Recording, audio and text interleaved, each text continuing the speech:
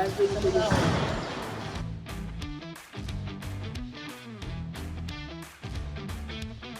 Kailan na natuto magkaroon ng basketball is yung bata pa.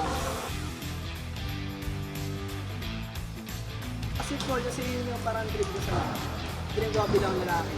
Dream ko bilang lalaking pinanganak kasi mas okay yung basketball player ko.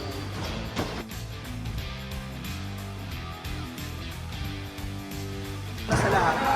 Nanonood din ako ng mga YouTube, gano'n. At habang pinapanood ko yun, pinapag-aralan ko rin yun. Hindi lang basta-basta nanonood lang. Kapag basic basketball, basic dribble, kasi mas ako din sa lahat ko. Habang bago ka pa lang sa magbabasketball, kailangan matutuwa mo na ng basic dribble. Yeah, nagagamit pa rin yun. So, kasi importante ko yung basic ka muna mag-dribble bago matuto sa kahirapan ng dribble.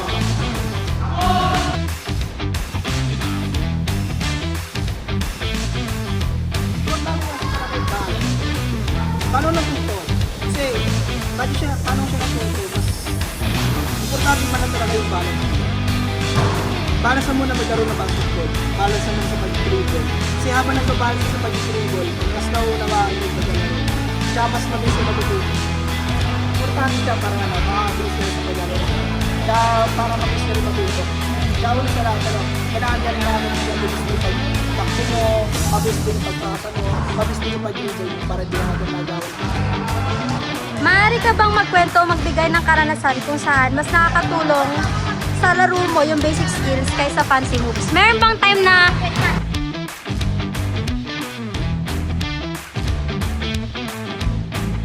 Ang para sa akin, ako kasi may time din. Kasi mas importante din sa lahat.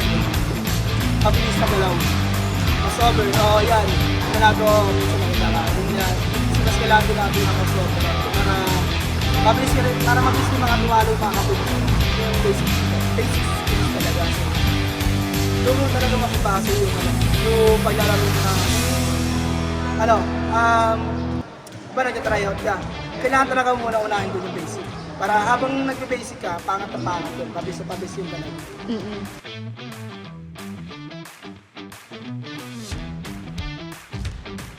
Una-una sa lahat, mas kailangan mo yung basic ka muna para may iwasan mo rin pag-engage mo, may iwasan mo rin yung pananakit na katawan mo. At mas importante talaga sa lahat.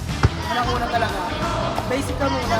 Habang nag-basic ka ng turo sa'yo, habang nag-basic ka ng pag-aaral mo, mas mabilis ka matutunan. At may iwasan mo talaga yung engage mo. Yun lang. But mas mahalaga talaga yung basic skills kasi habang pagawang ka pa lang, kailangan mas maraming matutunan. Marami kang matutunan ng mga basic skills.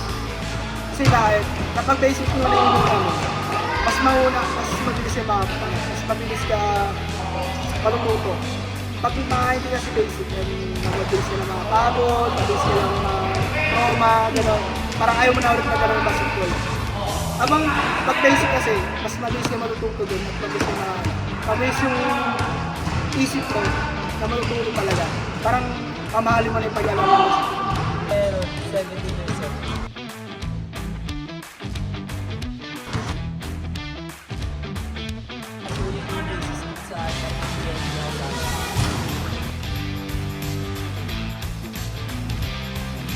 Sa panonood ko ng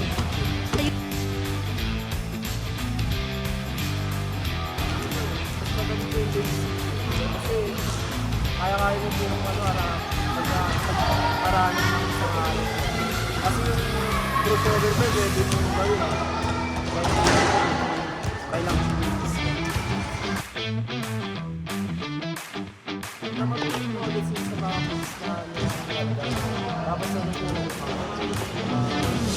para marunong din po silang mag-base mga moves para hindi po sila tatanganin po sa loob ng ball. Pangalan ko po ay si Prince Alice Baclana. Dito po 11 years old.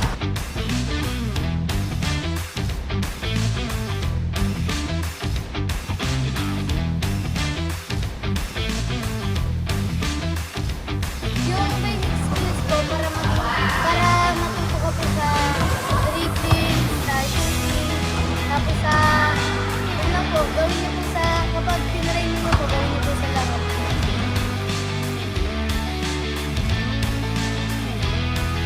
Sa ano po, sa nood ka lang po sa YouTube. Yun lang. Ako nakikita mo, napapanood mo din sa akin.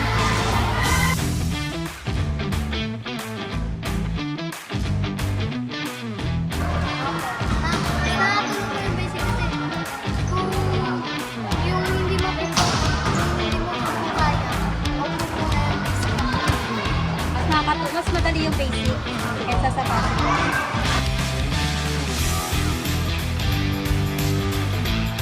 Para